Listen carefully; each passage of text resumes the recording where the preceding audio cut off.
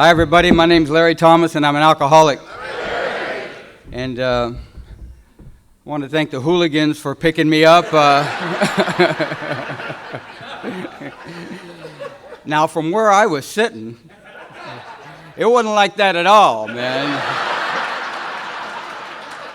You know. Oh, sure, we can arrange the whole meeting last night because Ron and Ralph were 5 hours late, right?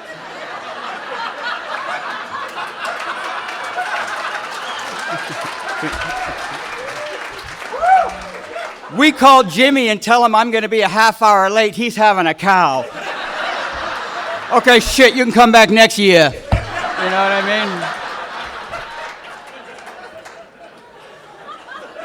mean? So I get off the plane, and immediately I get an accent. Because I become what I'm around. I don't know about you, you know. I want Knish. I want to go to Frankie's house, right, you know. And that's the first thing I do when I get. I said, "Where's Hoboken?" They go, "What?" I go, "Where's Hoboken?" I says, "I got to go see Sinatra." They go, "What is he, a friend of yours or something?" You know what I mean? Now, both of these guys have lived here their entire life, and they don't even know where Hoboken is. No, we don't go to Hoboken, man. They start faxing people and shit, and, you know, and they're tweaking, they're twittering, they're doing all kinds. I just get an iPhone, I'm trying to call Jim, and I keep taking my own picture. You know, and I just throw the goddamn thing out the window, you know. Charlie's calling, "Hey, Joey, where's Sinatra live?" 4th and Monroe. Oh, shit, we don't know where that is, you know. I got my head hanging out the car like a terrier in heat. I'm, you know.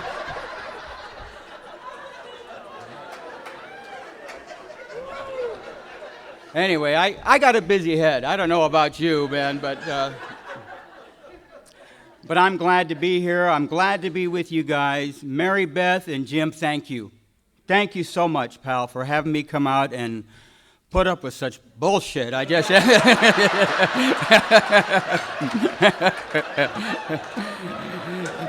If you're new, there's nothing to get here, let me tell you, man. Not a damn thing, you know. The only thing you're going to get if you're new is be prepared to be divinely inconvenienced for the rest of your damn life, man, I tell you. This is the longest thing I've ever done against my will my entire life, man.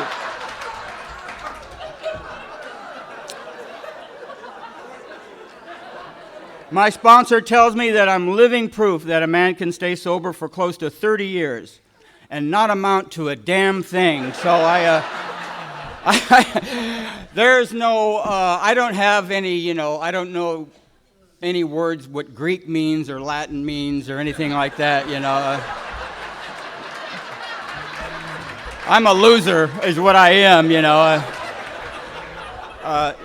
That's Greek for quitter, so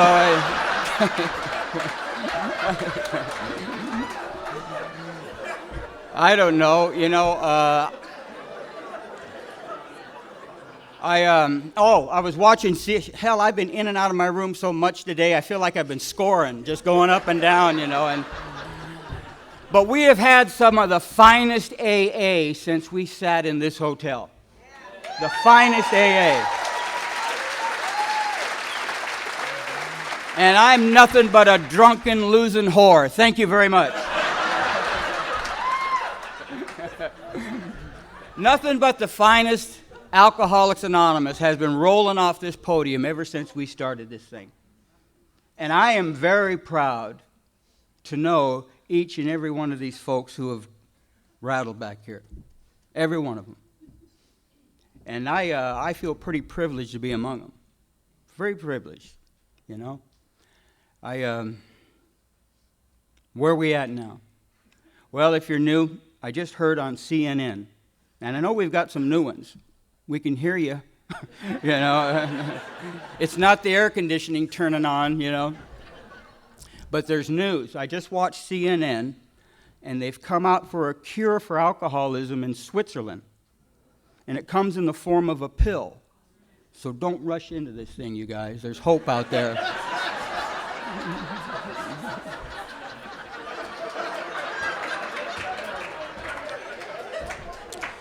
My first thought is I wondered what 2 would do.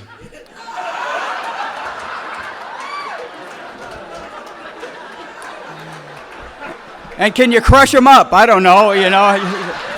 Boom, you know.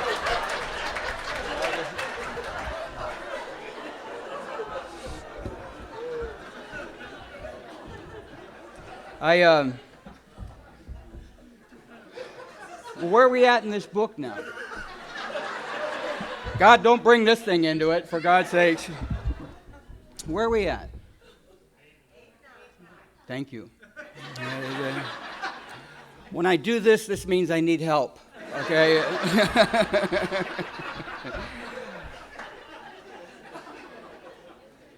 And I always got to remember that whenever we're going through this book, I always got to remember that he thinks you're following him with him.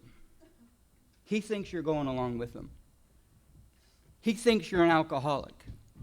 He thinks your life is unmanageable and you're powerless. See, he's thinking, he had no idea there'd be so many non-alkies trying to get in here. You know what I mean? So he's thinking you're following him along with him. And one of the things that I love to read when we're going through these steps,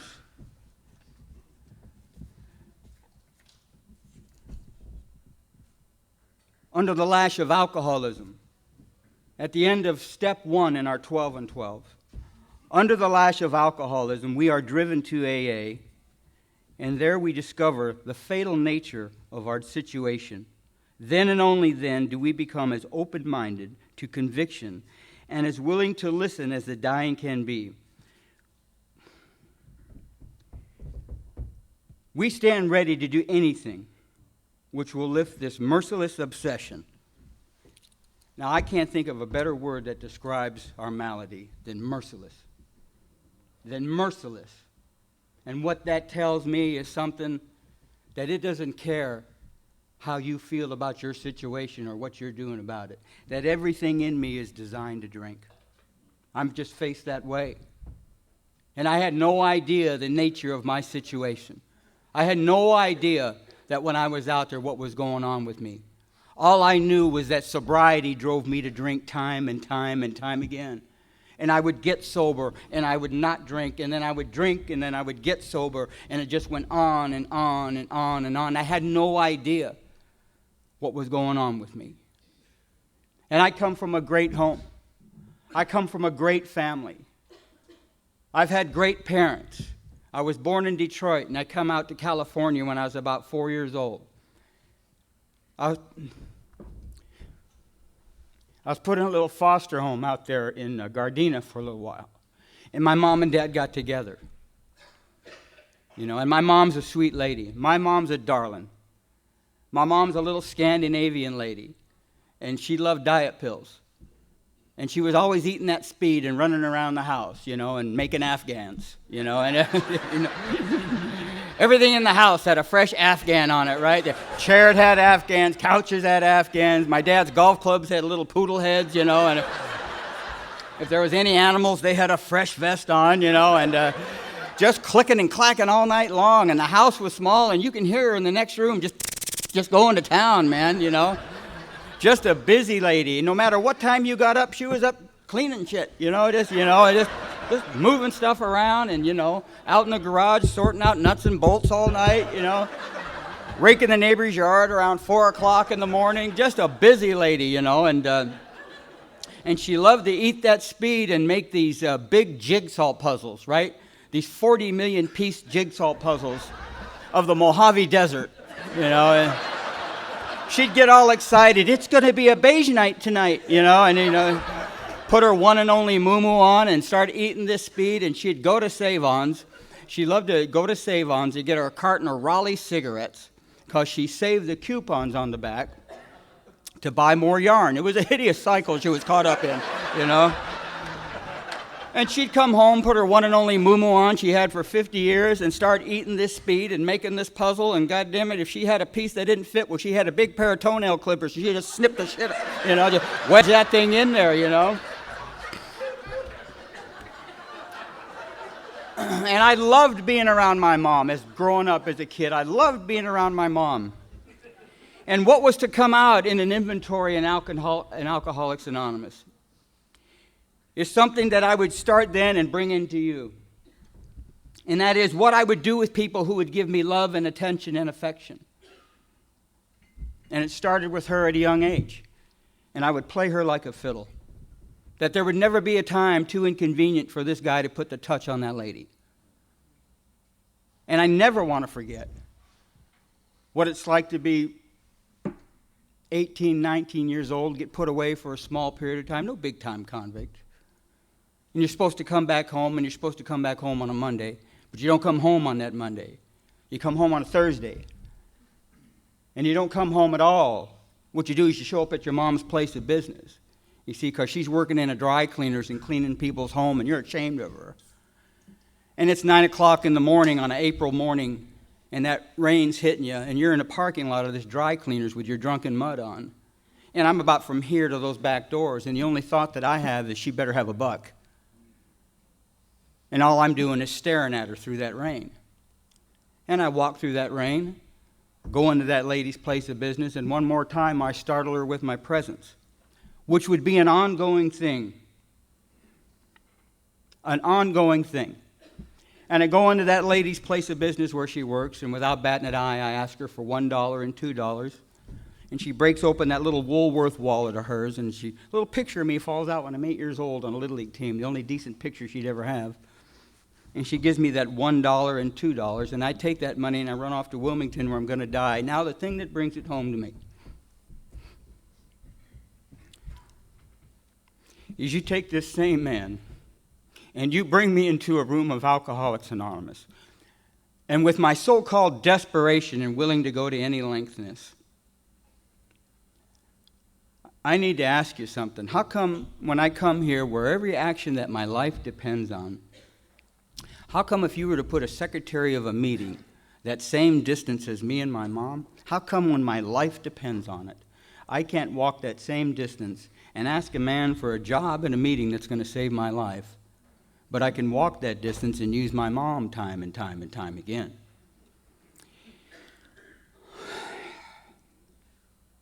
And I'm here to share you this, that it's been my experience that if my alcoholism doesn't kill me, my selfishness and my self-centeredness will, make no mistake about that, which is why it's necessary for a man with over 29 years to be close to and active in a program called Alcoholics Anonymous, and even more so a home group.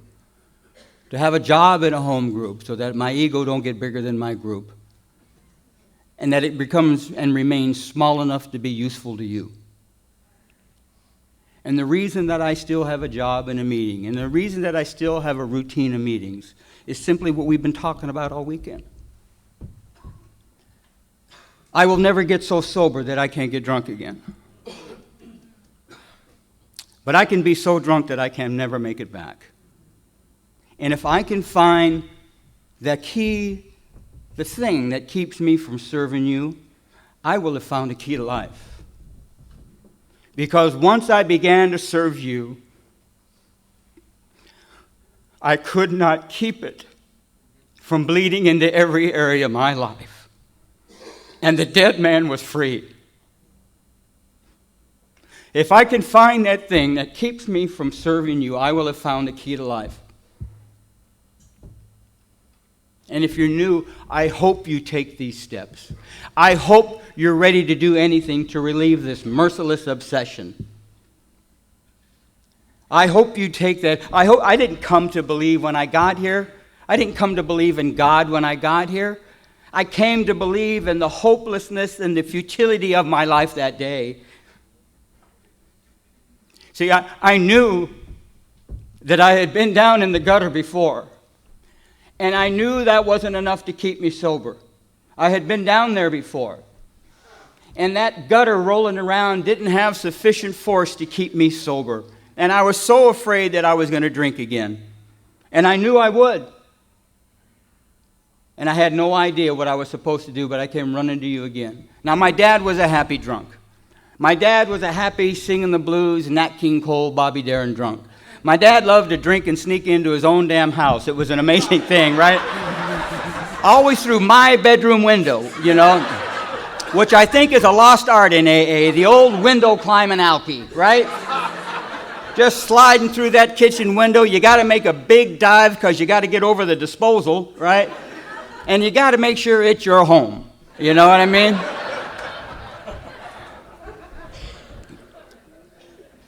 And for 5 or 6, 7 years, I wanted my dad's approval as a kid. God, I wanted his okay. And I used to think it was because I loved him. I didn't love him till I met you. I was afraid of him. I was afraid of my dad. You see, because in our home, you can hear things moving around in the middle of the night. And I can hear my mom screaming and my dad yelling and things moving around. And I felt so ashamed at the age of 5-year-olds that I wasn't stopping it. Larry, you got to stop it. And I carried that guilt. And all my life I had so many questions that I wanted to ask these two, and I didn't trust them. And I felt ashamed about that I didn't trust these folks that I loved or I thought I loved and who were taking care of me. I didn't trust my mom because she was letting it happen. I didn't trust my dad because he was doing it. And then at the age of 6 years old, my dad came into my bedroom and he said, you were going to have a baby brother. You're going to have a kid brother. And I start saving up my baseball cards.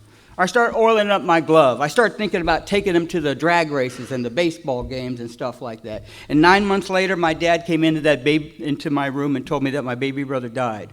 I don't remember having any ounce of compassion or concern for either one of them. I did like I'd always do and handle something. I got mad at it. I got hostile. I went after the old man with all 60 pounds, telling him that you promised me. You promised me.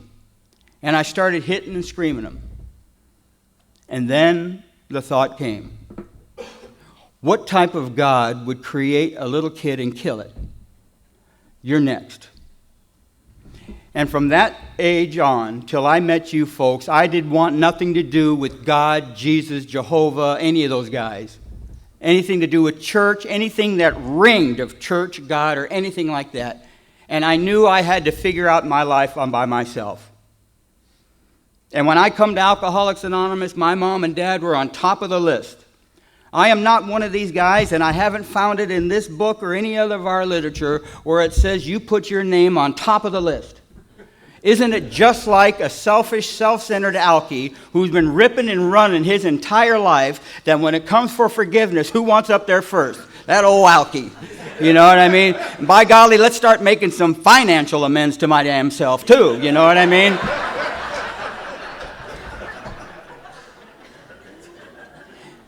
And I'm taking this inventory in Alcoholics Anonymous. And I started drinking at the age of 11 because I could not handle what was coming down on me. And I was so restless and irritable and discontented. But I could play baseball and run like a deer with all the other guys. But everybody seemed to grasp and develop a manner of living. And they seemed to grow up and handle stuff and stuff. And I'm feeling like I'm dragging this anchor around. There's something about, I can't integrate myself with these folks. I can do things, but I'm not in with them. I'm kind of watching them through some type of little veneer. There's an invisible barrier our book talks about. And man, they nailed me with that. There's always been an invisible barrier between me and my other man. And I don't know why that is. You see, but at the age of 11, there was 4 of us, and we went into a garage, and we started passing around a bottle of 4 Rose whiskey. And I didn't have to worry about anything anymore. I found something that I couldn't find with normal living. It's a little bit of quiet, and it's quieted up that head. I've got a busy head. I got the head that loves to chat. I got the type of head that no matter how tired I am, the more it wants to chat. Right? I could be physically beat like we were last night, 2:30 in the morning, just, hey, Larry. You in there? Yeah, well, let's chat. Let's talk about you when you were a baby and bring you right up to date, for God's sakes. You know what I mean? And the only problem with that is we just did it the night before. It don't give a shit, you know. It's just chatting away, man, and it starts talking about the weather. I heard it was raining in L.A., and I thought, oh, my God, I started worrying about that. Worried about the rain. What's going to happen to the pool? Where's all the water go in the pool? Does it overflow and go underneath the house? Does it go to my neighbor's yard? You know, where does that water go? You know, hell, I don't own a pool.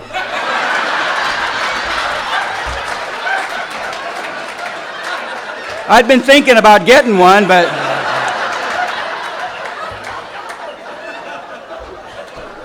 I worry about crap that I have nothing to do with. It keeps me from avoiding the real crap, you know what I mean? It makes me feel like I got something to live for God's sakes, you know? You guys are listening to a plumber, for God's sakes, you know? Alcoholics Anonymous took me out of the gutter and stuck me in the sewer, for God's sakes, you know? It's just not a lot of psycho crap going on here, you know what I mean? And I didn't head out to Skid Row that next day and lose my paper out and come to AA at 12, you know what I mean? But damn it, I found something to shut off that head. And I'm all for that. Because that's the thing that keeps me up all night. That's the thing that tells me such positive stuff like, you are never going to make a damn thing in your life, you know what I mean? Everybody around me is signing up for school and college, and I'm signing up for the minimum. You know, put me down for the minimum of everything, you know? Because along with being an alcoholic, I got a 5-inch belt of lazy ass that straps around here where I don't want to do anything, man, you know? I wake up thinking about a nap, you know? I do. You know, it's just hideous, man. I swear to God, you know?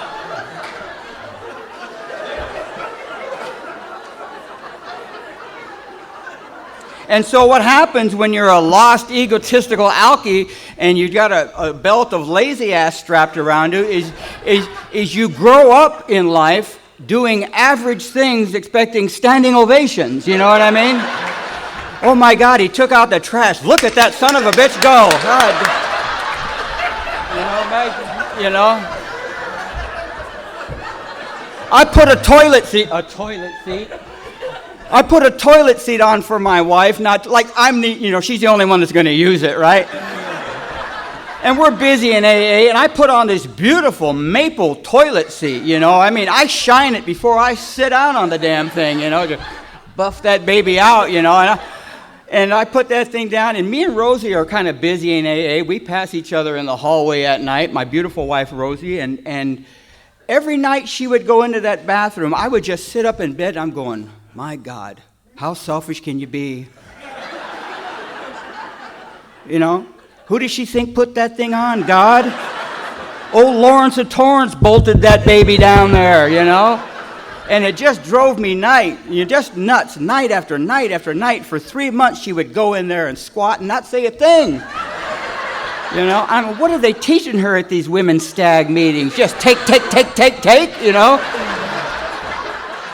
And it drove me nuts. One time she came out of there, I had to tell her, I said, you know, that's a brand new piece of wood you're sitting on in there, man, you know. She goes, oh, I know, and it's loose. I said, what the hell is that?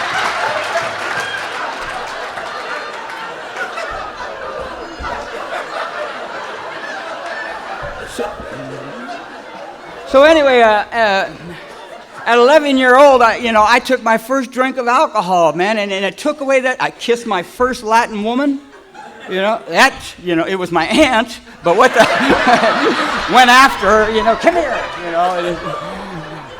And I loved it, you know. And the older I got, the more I drank, and by the time I got into high school, kids were going to their lockers to get their books, and I'm going to my lockers to take some barbiturates to take away the shakes.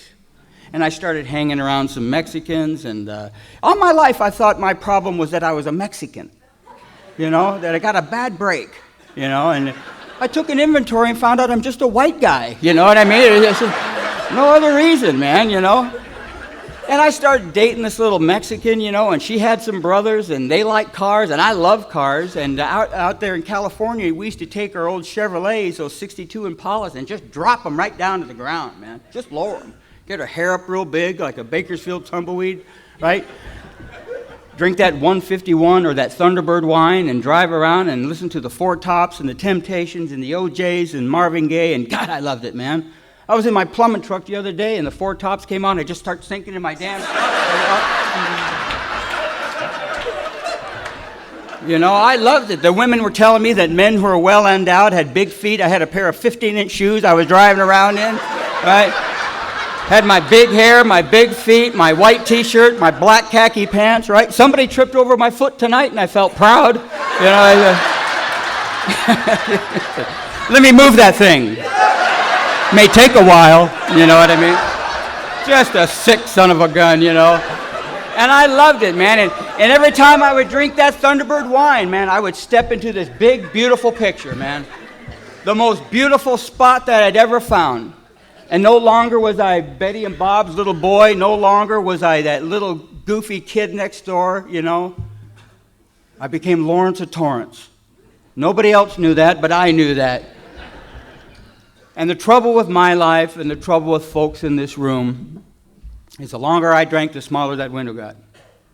And the smaller that window got. And by the time I come to Alcoholics Anonymous, there was no big picture window I was stepping into. But there was my dream, and it would be the only dream that I would ever have. And it would be the dream that drove me to the gates of insanity and death. And that dream would be, this time it's going to be different. It's the only thought I've ever had. I never thought about quitting. I had to find that combination. And the more you drink, the more you got to find a different combination. But I couldn't imagine life without it. And in 1974, they sent me away from Arizona. I'd been caught writing prescriptions, and when you're loaded on barbiturates and whiskey, there's no freeway chase. You know, just a matter of the sheriff coming into the old Busy Bee Hotel going, well, there he is under there.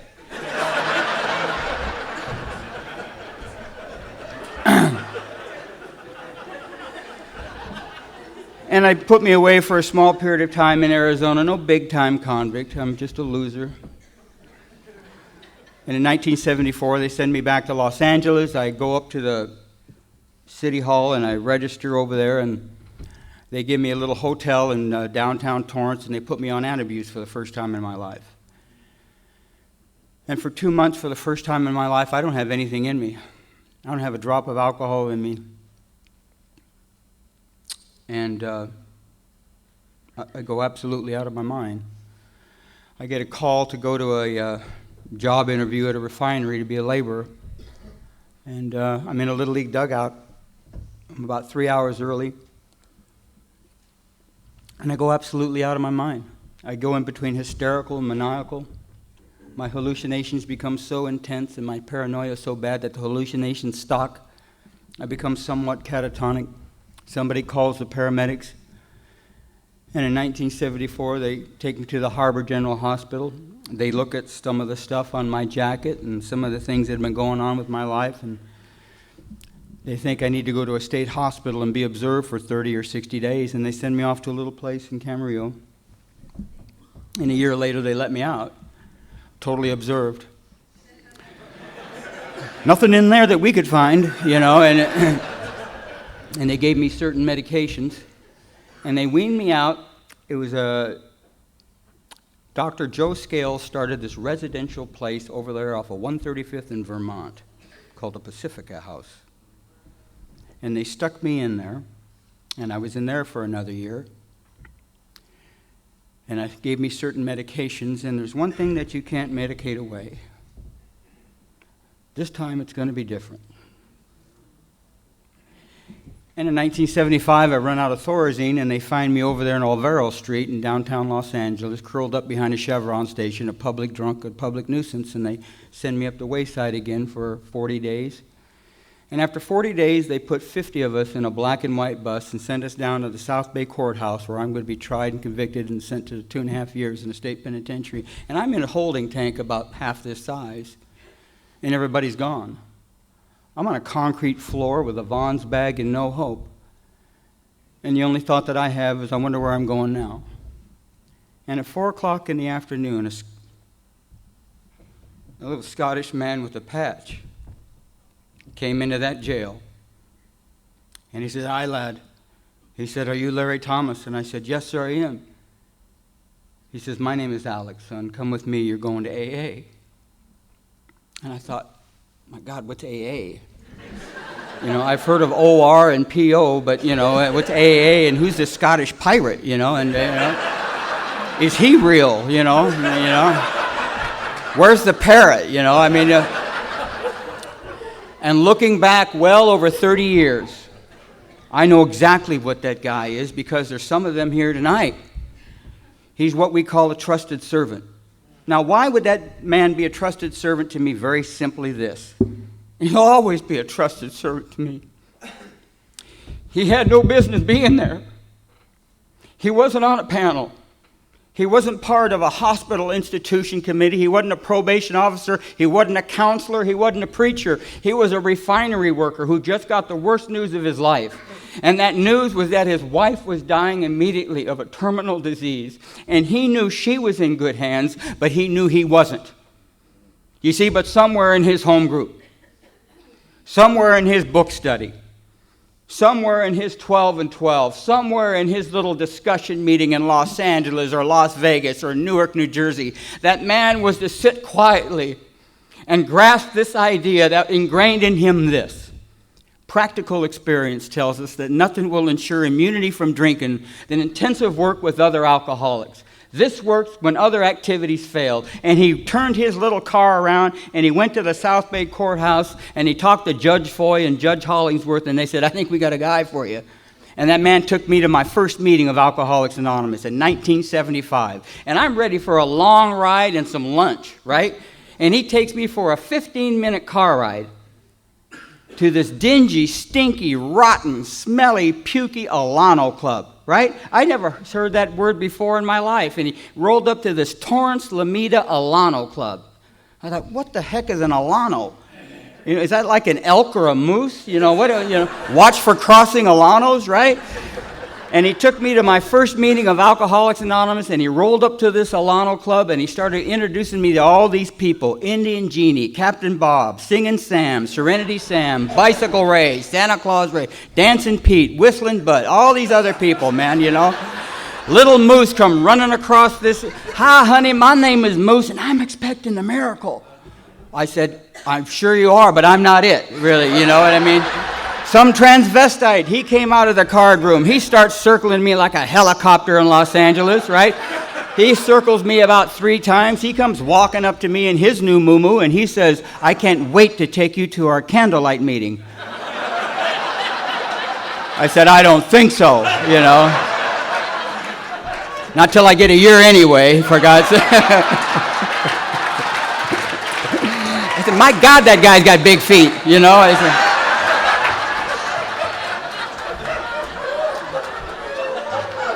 and from 1975 to 1982, I came in and out of Alcoholics Anonymous on a regular basis, and that was the biggest lie that I had told myself, was that I was coming in and out of AA. I hadn't touched Alcoholics Anonymous. What I did is what I'd been doing my entire life. I sat in a room waiting for people to do something for me. I've been doing that my entire life, sitting in rooms from the state and the county, getting checks, waiting for a block of cheese, something, a bus ride. I'd been doing that my entire life. I'd been sitting in rooms waiting for people to do something for me. And if you're new in Alcoholics Anonymous, what you're waiting to be done to you, God is waiting to do through you. I had no idea what was in store for me then. I had no idea about how important these steps would become in my life. And when I started in 1982, I finally came back to Alcoholics Anonymous. I was in Skid Row. I was over in Wilmington. On May 2nd, 1982, I'm 120 pounds, and I got everything I own on my back. And I'm not drunk. People ask you, people like me and Ralph and Ron and Mari, they ask, how'd you last so long out there? When you cross that invisible line, there's nothing you won't do. There's nothing you don't do for a drink. There's no other line. You're living in there. You are in the grips of a progressive illness. It has you. You don't have it. What Alcoholics Anonymous does is loosen that little grip just enough for you to live the good life. Just enough. And I had no idea that on May 2nd, 1982, I'd look at myself in this Woolworth sweater, 120 pounds and no hope, my hair down to here and everything on with my poopy pants and no hope. And I thought, my God, I better call AA. So I panhandled some money and I called Alcoholics Anonymous. And who do I get? I get my first sponsor, Don. I said, Don, this is Larry. I'm down here at the Beacon Light Mission. I'm ready to come back to AA. Will you come and get me? And he told me the most profound thing I've ever heard in my life. He said, no. He says, you know where we are. You know what we got. Why don't you get your rusty ass down here yourself? I'm tired of chasing after you. And he hung up. I said, my God, whatever happened to that AA love? I just heard it. And for the first time in my life, it was up to me to come to you. And I took the longest walk of my life with my poopy pants and no hope and waddled up to that Alano Club and asked the man the hardest thing I've ever asked a man in Alcoholics Anonymous. I said, Don, I don't know what to do with my life. Would you sponsor me? And that man lit up for about 5 seconds like a chandelier. And then he lit into me for 20 minutes. And the man took me through this inventory. And thank God for men and alcoholics. You know what? I had this stuff in my head for so long that I had no idea that it had become monumental. And I'm taking this. Thank God for identification. Thank God for identification. I spent that time in that institution. They were trying to burn out my past. I had no idea it would be my greatest asset. In May 2nd, 1935, 2 men were at the Cyberling guest house. And Bob didn't want to talk to Bill. He says, I'll give him 15 minutes. And those fellas came out 3 or 4 hours later, and they had a moment. And they had that moment. They had that moment. When he came out of there, he says, my God, nobody's ever understood my drinking like this guy. This guy drank like I drink. He understands how I think. And that's why we're gathered here today. This is our Cyberling guest house. That's why we have meetings of Alcoholics Anonymous, for that moment. Your sobriety isn't yours to keep and run away and go home, and when your ass falls off, come here. They're hoping you will carry this message. They could care less if you go to college. My favorite picture is that man on the bed with those 2 guys talking to him. And do you think he's telling him you need to work more overtime, pal? We are given this message for one reason, and that is to carry it to somebody else. And I had to find out what was keeping me from, and it was my damn inventory. Anybody can, the easiest thing to do is to keep looking back. Let's keep looking back. Let's keep doing our inventory. This is the step where Bill finally turns us around. And that favorite saying, I am responsible, comes to life. This is when me and you start going out there. And thank God for the 6th and 7th step, because they're doing their best to clean you up, to be the finest example you can be, to go out there and start facing these folks and making these amends. They want you to be the best AA you can be. And so they want to get rid of these selfishness, defects of character, and they don't want you to go there arguing. And I started making this list, and this 4th column was so valuable to me, because not only was it just about fears, I had to put it in my language. Okay, I had that resentment with my mom and dad, but by golly, how did you get even? How did you get even with your mom? How did you get even at her? I played her like a fiddle. I resented her because she was always a discourager. She never encouraged me to do anything. She was always trying to talk me out of, no, you shouldn't do that. No, you better not do that. And I hated her for that, because I wondered, God, don't you think I'm man enough to do that? I didn't know that the reason she was like that was because her baby boy died, and she didn't want anything to happen to me. I hated my dad. I couldn't stand the old man, because he reeked of being a good man. There were some characters about him. There were some good qualities, but the only thing I took out of that house growing up was guilt and shame. And that's all I've taken in every room that I've ever visited, was guilt and shame. And I hated the old man for moving my mom around. And I hated him for not helping me, but yet I wasn't asking him. And how did I get even for him? I rubbed his nose into my life. I introduced my mom and dad to a level of living they didn't know existed. And I rubbed their nose in it.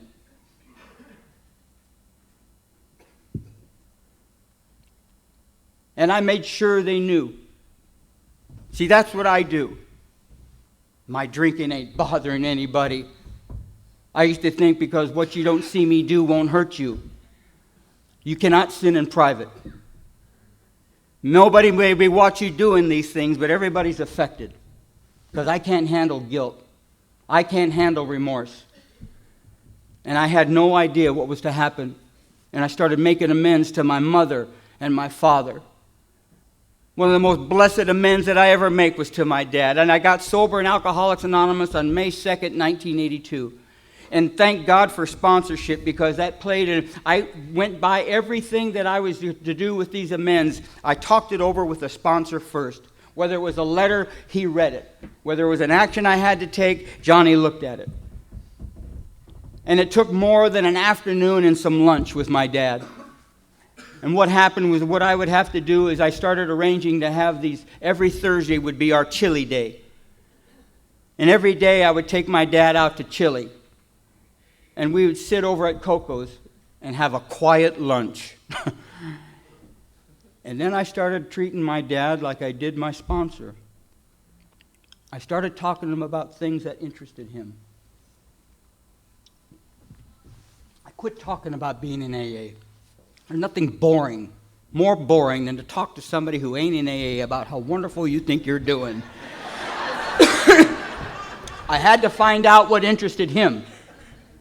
And my dad was interested in the Navy. My dad was interested in the Detroit Lions. My dad was interested in what my personal life was like. And I started talking to my dad about my job and stuff like that. And at the age of about 5 years sober, me and my dad started becoming buddies. And we started going to baseball games. And I started taking him to chili every Thursday. And I got married to Rosie. And he became a part of our lives. And he was my little buddy. And my dad got that liver cancer. And he whittled down to 90 pounds. But every Thursday I was there. And every Thursday I was making out his checks. And then he got so bad that his only request was, Larry, he said, don't let him take me from my home. Let me die in my own home, son. I said, all right, Pop. And he got thinner and thinner and littler, and finally got to the point that whenever the hospice people would come up, I would hoist him up there. But as long as he was standing, they couldn't take him away. And I was over there making out his bills, and got kind of quiet, and I turned around, and I walked into his room, and Pop had passed. And I looked at him, and I kissed him on the head.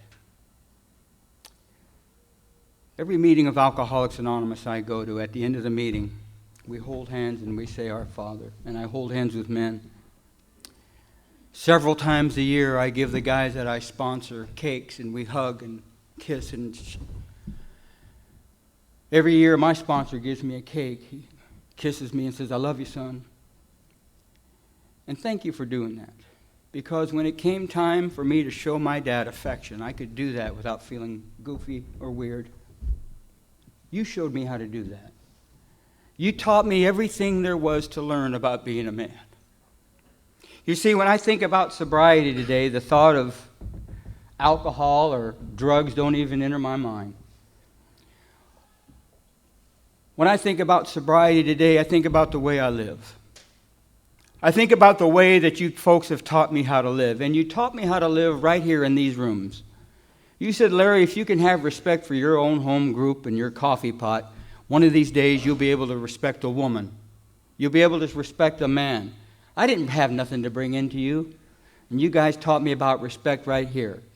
You taught me how to respect a home group and a sponsor and other people. I was always spending my life demanding respect. And on that day that my dad died, called up the place, and they took them, and it was a Thursday. And I called up my sponsor, and he says, "Where you at, son?" And I says, "I'm at Dad's, and he just passed away. We're kind of taking care of things." He says, "All right." He says, "If you got time, why don't you make it down to your meeting?"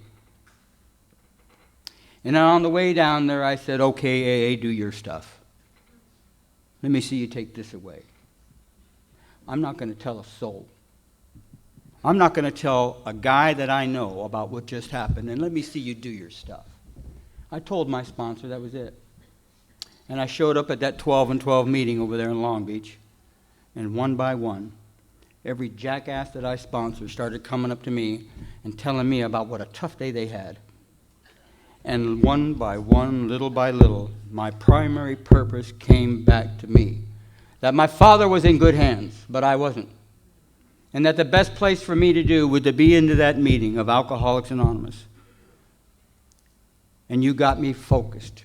You got me good and feeling where I was supposed to be. You see, I had cried every day up to that point about my dad. I'd be driving along and listening to Frankie or Bobby Darin, and I would start crying because my dad loved him. And that's exactly what I thought about when Charlie and Kirk dropped me off over at Frankie's yesterday. I said, "Dad would have loved this.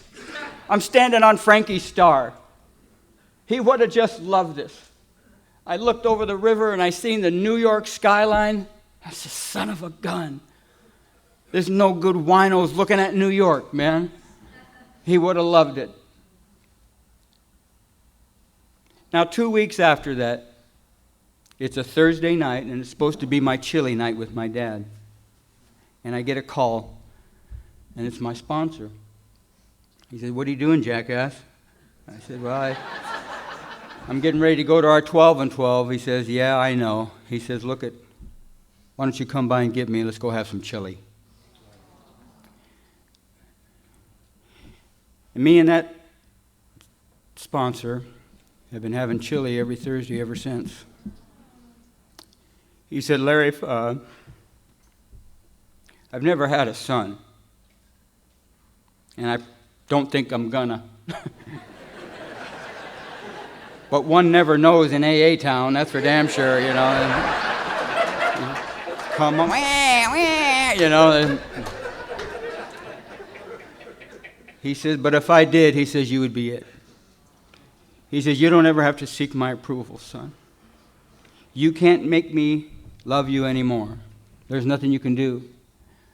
And you can't make me love you any less. I just love you. The only thing I want you to do, son, make sure you tell him what happened to you. Make sure you tell him what it used to be like and what happened and what's happened to you now." Now, my mom, I love her to death to this day. She's still milling around. And what happened to me as a young man is that one night I went over to her house after a drunken stupor. I'd been gone for a long time. And my mom laid me on her couch. It was about 1 o'clock in the morning, and she laid me on her lap, and she was watching Johnny Carson. And I'm in my drunken mud, and my head's on her lap, and she starts rocking me, and she starts crying. And I've got my head on her lap, and I can hear these tears. And she's praying to this Michigan God, "Please help my baby boy." And I get up, and I says, "Mom," I says, "it ain't that bad. Everything's going to be all right, Mom. All I got to do is get my little job in a motel, and so everything's going to be all right. Don't you worry, Mom." She waddled off to bed. And then the thought came to me, the old man always got bourbon underneath the garbage disposal. I wonder. And I start tearing apart her kitchen, and I start tearing apart her cupboards, and like the days of Wine and Roses, when he's in the nursery, I start tearing apart her house. And she comes waddling down the hallway saying, "Honey, what's wrong?" And I said, "Don't you honey, what's wrong me?" And I start banging around my mom till I get blood out of her nose, demanding that she come up with a bottle. That for me to wake up the next morning, I'd already drank, and it was in the trash can. And so once I got sober, there wasn't a lot of hugging and stuff with my mom. It was a lot of this.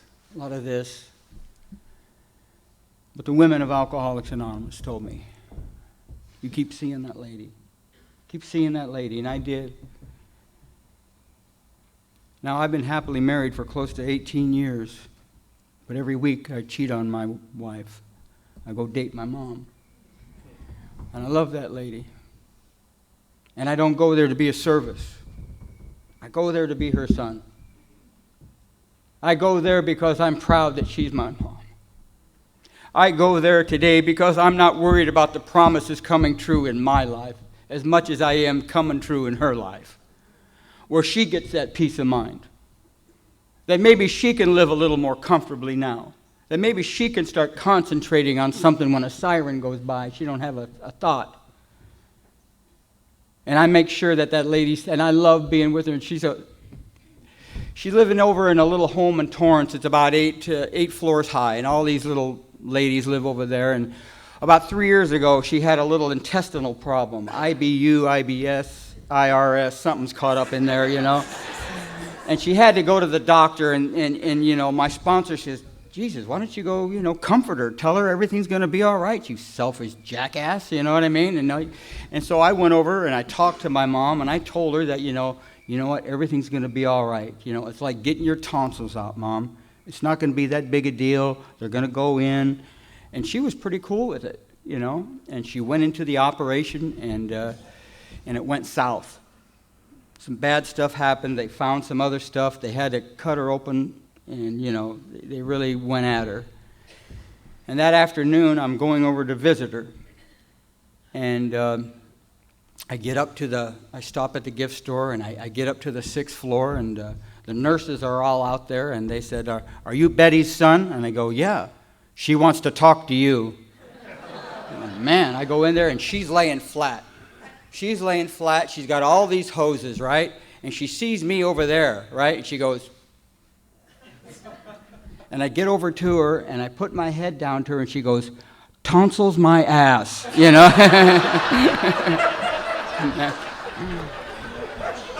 But on the way over there, I called my little wife, Rosie, and she says, your mom, she goes, women love to be massaged. She says, why don't you buy her some hand cream, because you know how she gets.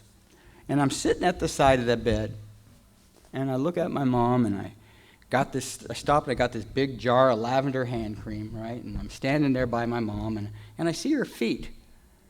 Her feet are all chapped, and you know how they are in the hospital and stuff like that. And I said, Mom, you want me to put some lotion on your feet? And she, oh my God, I would love it. And her feet just start, I said, really? She goes, oh yeah, I would love that. Yeah? So I cracked open. I got a big gob of that lavender crap. I put some on me, put some on her, right? And I start massaging her feet, and she's going, oh, ooh, scared the shit out of me, man, But I'm just massaging these little dogs, and she's loving it, man. And then the thought came back to me when I was a kid.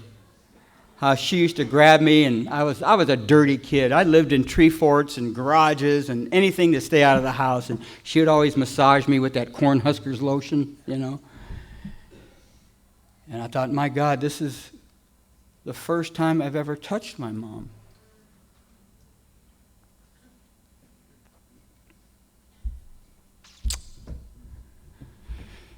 The first time I'd ever touched her. And I don't ever want to stop touching her. I don't ever want to stop buying her groceries. Every time I go over and to see her, I used to steal from her all the time, and now when I go over there, I plant stuff in her medicine chest and in her, silverware. I put 20s in there and $100 bills in there, and she finds it and yells at me and stuff, And I went over there not too long ago, and like I said, she's in this 6th floor place. And all the balconies look the same. All the ladies look the same, you know what I mean? Everybody looks the same, And I noticed one morning that I was looking out of her balcony, and all the other ladies got real flowers on their balcony. And she's got plastic flowers. And I'm going, Larry, you tightwad. How could you make your mom have plastic flowers, Mr. Big-Time Speaker in AA? Get her some real flowers. I said, Mom, how would you like some real flowers? No, thank you. I said, no, I'm going to buy them. I'm going to buy you roses, and I'm going to stick them all over your balcony. I don't want them. No, you don't have to pay for them. I'm going to buy them. I'm going to take care of them. I'm going to plant them. You're going to have real flowers. Honey, I don't want any real flowers. No, you don't understand. I just wouldn't let it go, man. I said, Mom, she says, honey, Larry. She says, honey, listen to me. I don't want any real flowers. She goes, I love to sit here in the morning and watch the hummingbirds suffer. Okay.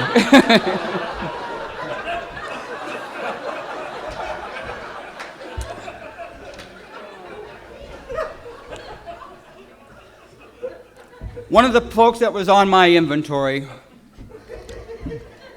was that there was this lady that I lived with, this young lady I lived with, and I hadn't gotten to AA yet. And what had happened is I would get drunk and I would yell and be a jerk and move her around. And her father came over one day with a shotgun. And him and his son were standing over me. Why don't you get the hell out of this apartment? Anybody that moves my daughter around or thinks they can are going to answer to me. And I hear you've been getting drunk and doing that to my daughter Fritzy.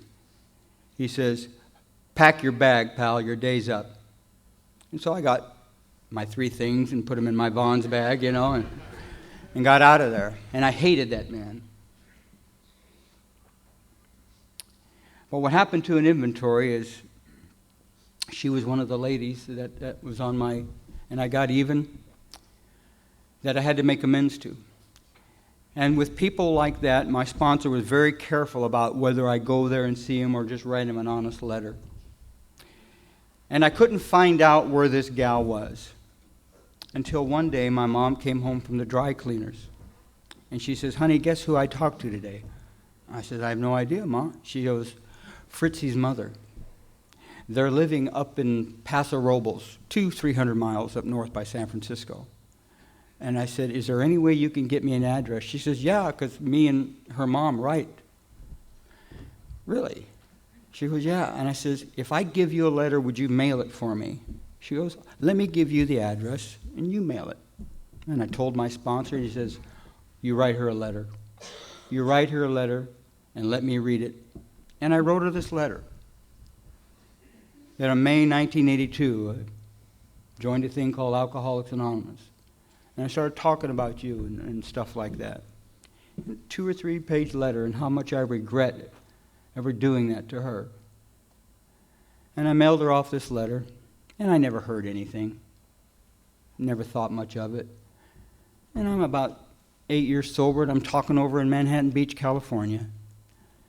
And at the end of the meeting, there's this little guy standing at the doorway, and I'm going, oh, no. He don't like what I said, and he's going to let me know. You know what I mean? They always wait to the end. Boy, it was a great talk, but, you know what I mean? He said, that was a good talk. And I said, well, you look familiar. He says, my name's Tom Proctor. And I'm like, my God, you're Fritzy's dad. I says, I've been waiting to talk to you. He goes, no. I got to talk to you. I says, let's go outside, because I'm figuring if you're going to kick my ass, just let me give you some room. I don't want my suit messed up, you know what I mean? And he says, no, I got to talk to you, son. And I said, okay, I deserve it. Let's go outside. And he says, I'm sober. I'm coming up on 4 years. I says, that's great, Tom. I says, that's fantastic. I says, I wondered why you were here. Yeah, I got 4 years. He says, I owe it to you. I says, I don't understand. He says, well, it's like this. Not too long ago, I was living with my daughter in Paso Robles. And whenever she would get any mail, I would read it, because she's used to hooking up with jackasses like you. And he says, when I seen your name on the envelope, he says, I read the letter. And he says, I couldn't believe what I was reading. And the thought came to me, if AA can do this to a jackass like you, that if I ever needed it, I know where I would go. And he says, I started thinking about Alcoholics Anonymous and you when I wanted to get sober. And I had no idea. And as years go by, and you get sober in Alcoholics Anonymous, one of the biggest hurdles we have with people like me, and it was talked about earlier this weekend, was this god-awful complacency. We get this sudden urge that now that our drinking careers are somewhat, now we want to start working on our lives and getting our lives together. And to the untrained eye, it looks like that when you come to Alcoholics Anonymous, people stop drinking, they get a car, they get an apartment, they get somebody to dance with, they get a job, and to the untrained eye, it looks like the treatment for alcoholism is normal living. And nothing could be further from the truth, because we've got people sitting in this room, and many of them like it, who've got every material instinct satisfied, but yet they're a little bit restless, and they're irritable, and they're discontented, and they've gotten all their material things satisfied, but yet they are not doing anything about their alcoholism. They're not doing anything about that. I had no idea what was going on with me when this was going on. That normal living would not be the solution to my illness. I just wanted to get my life together, but yet it started taking over. The solution will be and always will be for people like me and you, will be me, you, this book, and the perpetuation of this gift. That is my greatest blessing. And I got caught up on getting my life together. I got caught up in it with my sponsor. I'm, 8 years sober. And I go to Johnny and I said, Johnny, I want to move in with this lady. And he says, I don't think that's a sound idea. I said, well, you don't understand. I says, we've got some love going on here, and it's a very special relationship, and I would really like to spend more time with her, and I think I need to move in with her. And he says, son, I don't think that's a sound idea. I said, Spons, you don't understand the nature of this relationship. I said, we're really close. He says, Larry, I don't think it's a good idea, son. And so a couple weeks went off, and I moved in with her. And for 3 years, I had to be right. For 3 years, I had to defend that action. I had to because I couldn't bring my sponsor any other problems, because if I did, he would say, well, if you weren't living with her. So I had to be right about that. And I began holding secrets. And I began doing things with this lady, and my hostility came back, and we started having this hysterical arguments, and we started getting in trouble, and I started getting diverted from my meetings. I stopped making financial amends to my first wife. I started resenting my first wife. And the way that I got even with my first wife is I stayed poor at her. That'll get her, you know. Don't threaten me with a 401k. I'm out of here, you know what I mean? And what happened is my life started circling the drain. And I'm going to meetings, and I'm hostile, and I'm restless, and I'm discontent. Because I'm living a lie. You see, once I start lying to my sponsor, this whole thing becomes a lie. And one more time, I'm in a life of delusion. One more time, I'm playing roles. It's not the actions that get me drunk. It's not letting anybody in on them. Because what they do to me is they start triggering that god-awful thing that we can't afford to have, and that is this feeling of being different. And once I begin to feel different, I start separating myself from you, and then I'm in trouble. And I'm not paying my child support, and I'm staying poor at my first wife. And I've got this little baby daughter that's about 2 years old, 3 years old. And I'm going to visit her on child support day. And she's hopping up in my arms, and she's got holes in her underwear. And she's got holes in her little socks, and that's my fault. Because I won't take responsibility for my own life. I can't hold a job. I can't have relationships. And it's just like those bedevilments start coming back to me, and I start living that lie.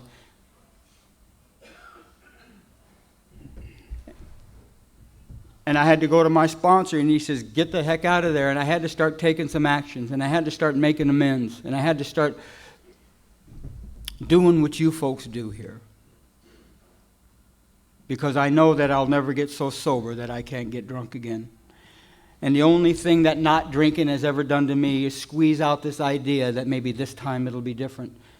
And I started feeling so different that it was starting to squeeze that out, and I was so afraid. And I got into that place that a lot of us get. Well, one more time, the first chunk is we surrendered to this drink, and now we got to surrender our lives. Almost like a two-phase thing. And I started taking this inventory, and I made amends to this little lady, and I was able to start holding a job. I went to Clancy's office, and he told me how to hold a job. He says, why don't you apply for one you're qualified for? Quit applying for jobs that you're not I was applying to be a journeyman plumber. I wasn't no journeyman plumber. I was a ditch digger. And they'd find out, and a week later I'd get fired. And I'm sitting in his office, and he gives me a stack of papers. He says, take these to my secretary. And I'm looking at these papers, and I'm going, in my head, you take them to your secretary. In fact, she's not busy. Have her come over and get them. Why do I always got to do it? But he gave me those papers, and I walked them over, and I gave them to the secretary. And I came back, and I sat down in front of the old man, and a thought came to me. Why can't I do this for a boss? Why do I always got to ask why? Why do I got to be the why guy? Why do I always got to ask why? Why don't I just do? And I took the old man's advice, and I went through the paper, and I got a job that I was qualified to do, and I've been at that job ever since. And what that did is I wrote a letter to my first wife with a check. And I said I wanted to start being a responsible husband. And I sat down with her, and I started seeing my daughter. And then they moved. And then they moved to Arizona, and I had to drive 300 miles to see my daughter. And so I served a court order, and she just blew it off. And then the women of Alcoholics Anonymous told me, you may not be somebody's husband, but you'll always be somebody's father. Don't you ever let that little girl wonder where you're at. If you can fly to Newark and talk, why can't you drive 200 miles and see your daughter? What's more spiritual? And I started driving over to Arizona off that 10 and seeing my daughter.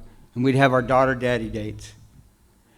And I started writing her every month, every 2 weeks, because the ladies told me to write her.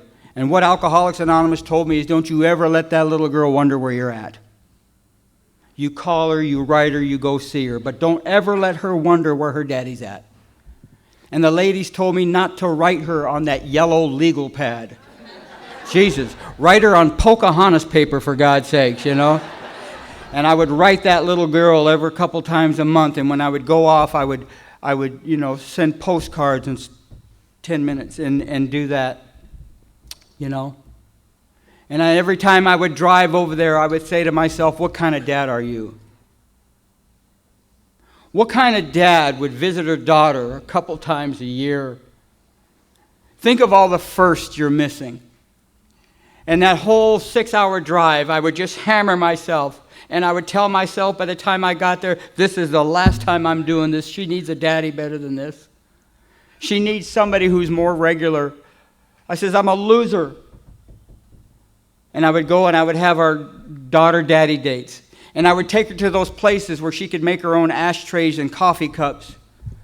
And I would write her those letters. And at the end of every weekend, I would come back on top of the world, and she would say, Daddy, thank you so much for coming to see me. Now, about a year ago, I went over there. And my daughter's 23 years old now. And on the way over there, I ran that same old litany. You loser. What kind of dad would do this? What kind of dad are you? And I went over there, and I had a daughter-daddy date, and I'm sitting across from my daughter, and she's got her earrings on. She's got a ball bearing in her head. Got a ball bearing in her eye, got a ball bearing in her nose, got a ball bearing in her tongue. I wanted to squirt her with some WD-40 so she doesn't get stuck anywhere, right? Got a tattoo on her belly, right? She sits across from me, I'm looking at her, and she says, Daddy, what are you looking at? And I said, one of the most beautiful little girls I've ever seen in my life. Now, where would I get that? I got that in meetings of Alcoholics Anonymous. I got that in rooms like this, where every Monday I get with my guys, and with all their bandanas and tattoos, behind all that there's an alkie in there, and that's who I talk to. And behind all of her piercings and all of her tattoos, there's a little girl in there, and that's who I talk to. And after dinner, she says, "Daddy, I need to talk to you." I says, "Honey, what could it be?" She says, "There's a man in my life." I says, "Well, that's great." She says, "And I love him a lot." I says, "I'm glad for you." And she started telling me about this guy. She says, "Daddy, but there's a glitch." And that's a good thing to hear. I said, "Honey, what's the little glitch?" And she says, "Well, Daddy, he's been divorced for about a year, and he's got a little daughter about 7 years old. And he was over the house last night, and he started crying. He started crying, Daddy, and he started telling me that he's afraid his daughter's going to forget him. And he got afraid and scared, and he started crying." And I said, "Really?" I says, "What did you tell him?" She said, "Daddy, I just grabbed his hands. I just grabbed his hands and I said, 'John, you don't have to worry. What you need to do is write that little girl a couple times a month. You need to go pick her up and make some ashtrays and coffee cups and let her paint on them. And have daughter and daddy dates.' And she says, 'If you keep doing that, believe me, she will always love you.' I damn near missed that. She'd saved every card that I've ever written her. And I started seeing some firsts in her life. She introduced me to this guy. That's the first guy that she's ever introduced me to. His name is John. He wants to be a rapper. I'm sitting across from this jackass. He's got these big, he drilled his earlobes out. He's got 3/4 inch, the guy's drilling his earlobes, right? He's got ball bearings in his eyes. He's got a tattoo around his neck. He's sitting across from me going, "What are you looking at?" I says, "I don't have a damn clue what I'm looking at." He says, "Yeah, I want to be a rapper." I says, "Do you?" I says, "Here's one." I says, "Put your hands in the air."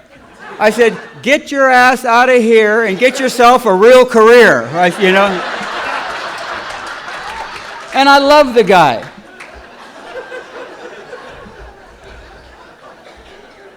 Now, we're talking about amends, and we're talking about debt. We're talking about paying back our debt. What about the debt that we owe AA? What makes you think that you were given this thing to go home and hoard? You were given this thing for me because he's hoping you will pass it on. He's hoping that same thing that happened to Bill at Towns Hospital. For years I read that chapter and I was thinking about the lights coming through the windows and the winds, and I was thinking, that's the spiritual experience. I had no idea that the spiritual experience was in the following paragraph. He knew he had to work with other drunks. And that's what he's hoping happens to you as a result of these steps. Not that you find God. We don't need any more cheerleaders. But isn't it amazing that the more you serve him, the clearer he becomes? And the more you serve you, the darker you become. He's looking for people to do his work. He's looking for people to carry this message. That's why we make these amends. That's why we make that inventory. That's why we go to these meetings, so that maybe one guy, I can grab a plumber and he can have a moment. He could have a moment like we've all had this weekend, where we can sit with other men, we can sit with other women, and we know we're on the right track. There is no more doubt about how we live. There is no more question about the usefulness and purposeness of our life. And we don't have to be perfection. We don't have to be the best AA. We just can't get spoiled by our great blessings. And you'll hear it all the time, people coming up to the podiums and saying that they've been blessed with a life and they've been blessed with a wife and a job and all this, and then they go home and they hang themselves with their great blessings because they forget to come back to the place that blessed them when no one else will. Now, the secret for me is this. I'm so tired of new guys telling me that AA don't work. AA doesn't work. Well, my friends, it don't work for me either. And it doesn't work for Ralph, and it doesn't work for Ron, and it doesn't work for Dick, and it doesn't work for Bob. We work for it. You have to put your life on a service. There is nothing to get here. There is so much to receive. And the question of God being in your life, you won't have to worry. You cannot do these things and not find. I don't care if he takes them out of the book. He won't take them out of here. He'll never take him out of here. And as long as he's in here and I have one other drunk, he will live. My God will live. And this program will take it out of the book. I don't care, but he won't come out of here.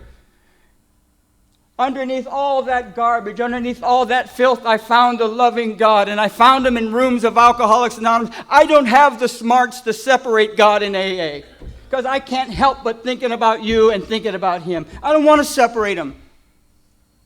And the more I serve you, the clearer he becomes.